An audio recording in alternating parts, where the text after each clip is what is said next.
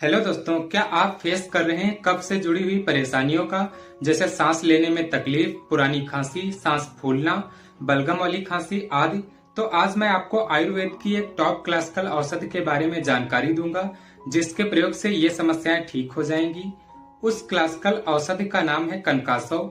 इसको 15 से 30 ml आधे कप गुनगुने पानी में मिलाकर खाने के बाद सुबह शाम लें।